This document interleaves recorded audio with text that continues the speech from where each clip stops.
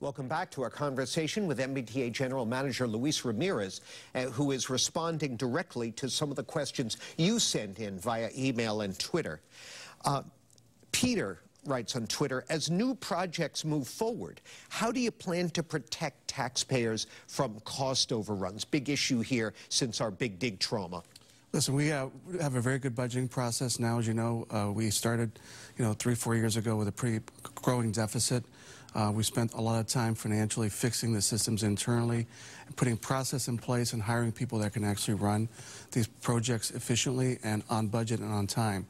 And that's really what's been able to give us, been able to reduce the deficit to about $30 million in the last year. So one of the things that we're doing now for all the big projects is we're also hiring leaders that have experience.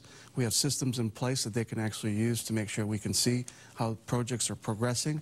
And we're doing a lot of work with scorecards and things like that. So we're using tools to be able to report and keep things transparent as we do the project. There was a lack of oversight in the past? I think what was happening in the past, we went through a period of time where we did very little big construction projects. And when I came to the MBTA last year, people said, you're going to run a transit system. And actually what I found is I'm running a construction company and a maintenance company at the same time. So a lot of the focus is really about making sure that we get those processes right and that we're doing it on time and on budget.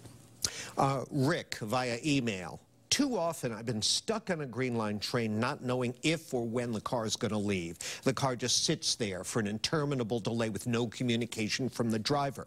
Any communication is better than none, and the Green Line train drivers are the worst and give zip, end quote. What's your plan to fix that? So that came up a few months ago when we had the big Red Line event back in February. We spent time then taking a look at all the ways that we communicate during an event like that, when a train stopped or some kind of a system-wide event. We put a team together and we've been making incremental changes. Some people have noticed those changes. For example, we no longer now just give time delays in terms of moderate or otherwise. We give minute delays. We actually talk about the root cause of what's going on at the moment.